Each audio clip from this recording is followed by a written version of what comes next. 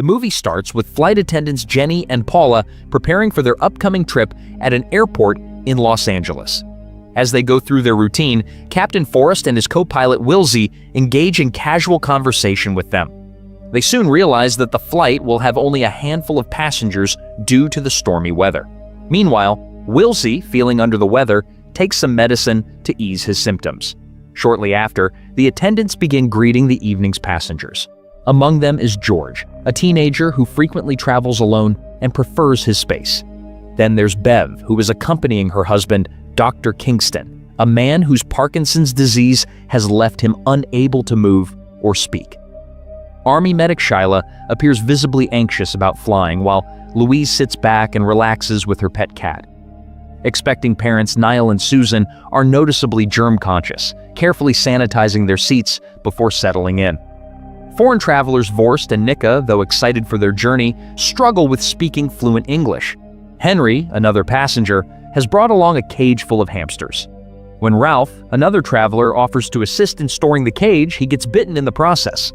Since the cage is too large for the overhead compartment, the flight crew insists that Henry send it to the cargo hold.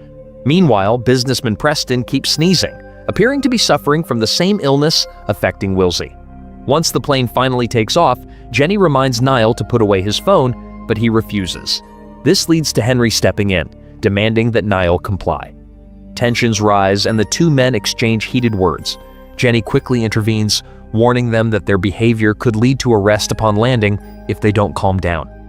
Later, Henry attempts to flirt with Jenny, boasting about his PhD and making a remark about the decline of social etiquette.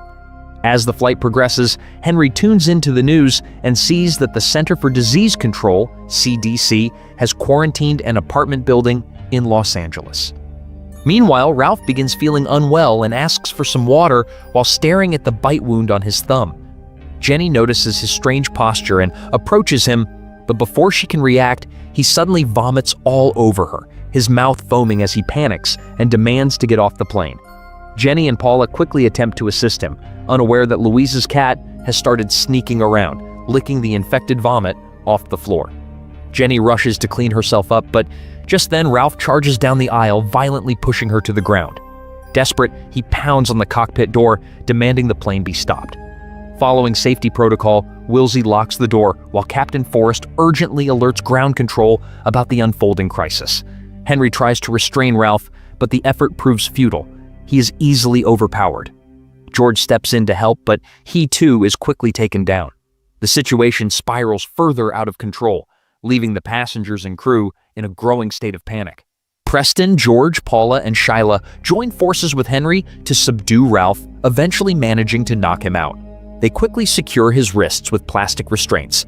Once the immediate danger is handled, Shyla checks on everyone for injuries, while Jenny, shaken by the ordeal, confides in Paula about feeling useless in the emergency. Just then, Forrest announces that he has been ordered to land, urging everyone to take their seats. As the plane descends, it trembles violently, and the flight attendants instruct passengers to brace themselves. Meanwhile, Ralph's unconscious body keeps sliding across the floor, his head repeatedly hitting the surface. Jenny and Paula struggle to move him into a seat, but as Paula fumbles with the seatbelt, Ralph suddenly wakes up, his eyes bloodshot with rage, and lunges at her, biting her nose and leaving her badly wounded. Chaos erupts once more as the passengers desperately fight him off. Working together, they manage to force him into the bathroom and lock him inside. As the plane finally lands, Shyla rushes to Paula's aid, using the emergency first aid kit to administer medication that prevents her from going into shock. She then ties a scarf around Paula's face, but the injury is severe. She's losing a dangerous amount of blood and needs immediate medical attention. Forrest, frustrated by ground control's delay despite knowing about the emergency, decides to take matters into his own hands. He disregards protocol and heads for an unassigned gate. Thankfully, baggage handler Ed notices the plane's unexpected arrival and quickly opens the gate just in time. As the passengers rush to evacuate, Forrest and Wilsey remain behind, struggling to keep the bathroom door shut to contain Ralph. The group follows Ed through the terminal, but Bev and Kingston lag behind, needing assistance. When they reach the end of the gate, they find the door locked. With no response from his radio calls, Ed has no choice but to lead them through an employee entrance into the airport staging area. They take the stairs, only for Ed to discover something alarming. The doors that should be open are locked tight. This is highly unusual. Checking the power box, he realizes the airport is under full lockdown, and the security cameras are still active, monitoring their every move. Before they can process this, the blare of sirens pierces the air. Looking through a window, they see ambulances and police cars arriving outside, only for the window to be abruptly covered. A chilling announcement follows, informing them that they are under quarantine and must remain in place until further notice. With no other options, the passengers call their families to inform them of the situation. Frustration boils over, and the group turns their anger on Jenny, seeing her as the face of the airline's poor decisions. Overwhelmed, she struggles to defend herself, but Shyla steps in, cutting through the tension. She remembers having a medical kit in her luggage that could help Paula hold on longer. Determined, Jenny takes Ed and a few passengers to retrieve it. Just as they set off, the airport is plunged into darkness. Ed leads the way with his flashlight, and when they return to the plane, they make a horrifying discovery. Wilsey and Forrest are missing. A wave of unease spreads through the group. Jenny cautiously opens the bathroom door, only to find it covered in blood. Meanwhile, Preston, searching for his laptop, stumbles upon Kingston, who sits alone, his wife nowhere in sight. When they press him for answers, he silently gestures toward the floor, where a pair of plastic restraints lay discarded, chewed clean through. Meanwhile, Ed swiftly cuts into the carpet, revealing a hatch that leads straight into the baggage hold. As Jenny reaches for Shyla's medical kit, Niall swiftly pulls a gun from his suitcase. Ed panics when a rodent scurries past his feet, yelping that it's a rat. However, Henry suspects otherwise. He's just found a broken cage and believes it might be one of his hamsters. Climbing out of the hold, Jenny scans her surroundings and spots Preston's blood-stained laptop. Down the corridor, Wilsey is moving on all fours, growling and covered in blood. Before she can react, an infected Forrest lunges at her from behind. The group rushes to her aid, but their punches have no effect. Left with no choice, Neil fires a shot, killing Forrest, but not before some of his blood splashes onto Neil's face. The group bolts from the plane, making their way through the gate corridor, only to discover Kingston thrown from his wheelchair and Preston lying unconscious, bitten on the back of his neck. Jenny stumbles upon Bev, sobbing and pleading for help, but in a horrifying twist, she transforms and attacks. Jenny barely escapes, locking the doors behind her with the help of the others. Returning to the main area, Shyla does her best to treat Paula, while Susan wipes the blood from Niall's face. Despite the chaos, she and Niall share a kiss. Meanwhile, Henry and Ed barricade the door with furniture to keep Bev out. As Jenny surveys the area, she notices droplets of blood on the floor and grows uneasy about their origin. Finally, at her breaking point, she demands silence and assumes leadership now that the captain is dead. Shyla confirms that this is unlike any known disease. Jenny recalls a quarantine building from the news, drawing a chilling connection. Nearby, Kingston notices a rat with strikingly red eyes, but his weak voice goes unheard. Before anyone realizes it, the rat lands on his head and bites him. George swiftly knocks it off while the others trap it in a bucket. Shyla tends to Kingston's wound as the group decides to lock both George and Paula in a crate, just in case they too transform. Ed, using a glove, picks up the rat and discovers a tag on its leg, indicating it's an escaped lab specimen. George accuses Henry of smuggling it in, arguing that he distinctly saw long tails in the cage earlier, not hamsters. Henry denies the claim, reasoning that lab rats wouldn't have made it past security. Jenny pulls him aside, demanding the truth, but Henry remains firm in his denial. Just then, Ralph emerges from the shadows and pounces on Jenny.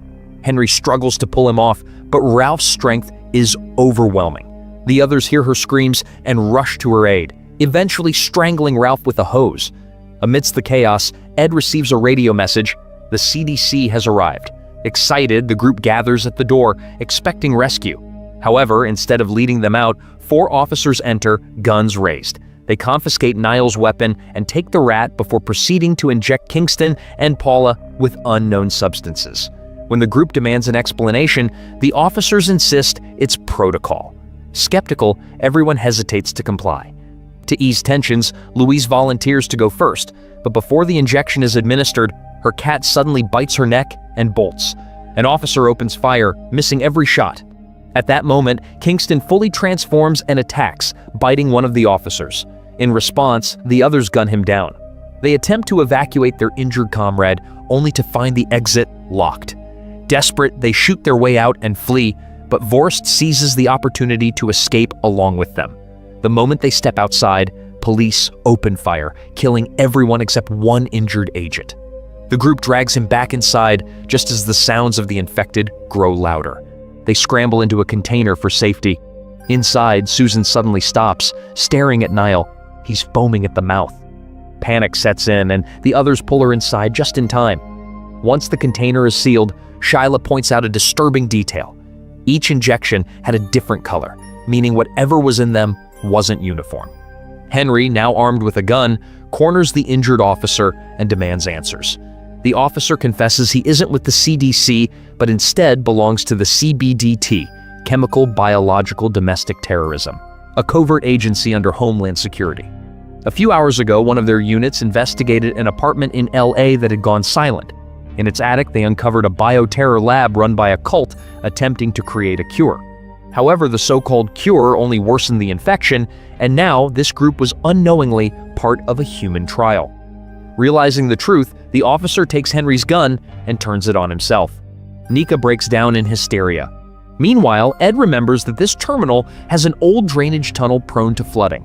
It could be their way out. Before they can act, Wilsey suddenly appears through an opening above the container, grabbing Ed's hand.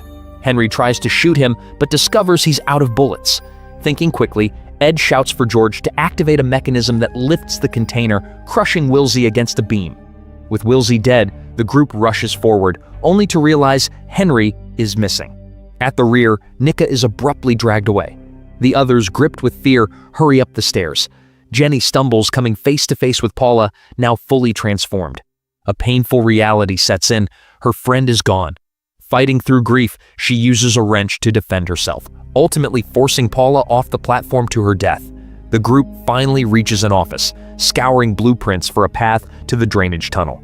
While searching, George uncovers Henry's stolen bag, finding documents detailing lab experiments and a mysterious box.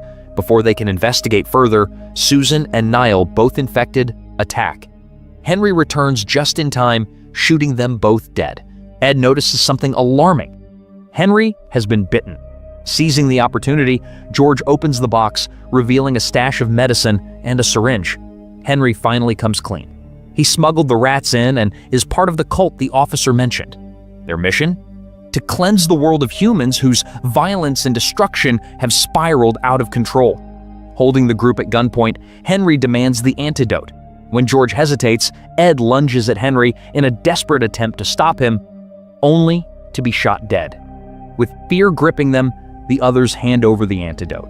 Henry mixes it with his own infected blood and injects it directly into his eye.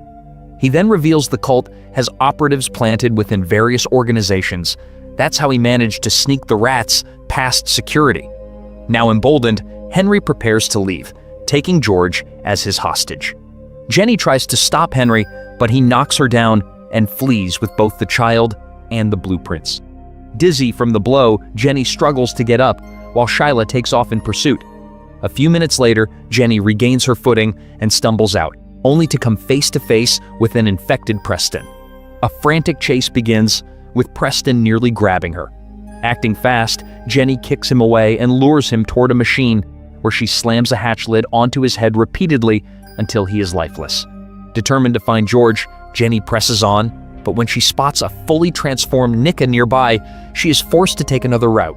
Moving cautiously into a different room, she unexpectedly runs into Shyla, who has managed to retrieve the officer's thermal goggles.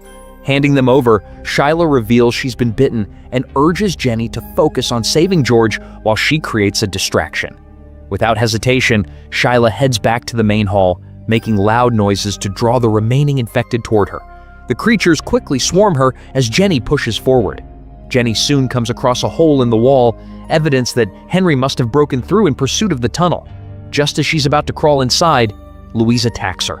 With no choice, Jenny fights back, using her wrench to subdue Louise before continuing on.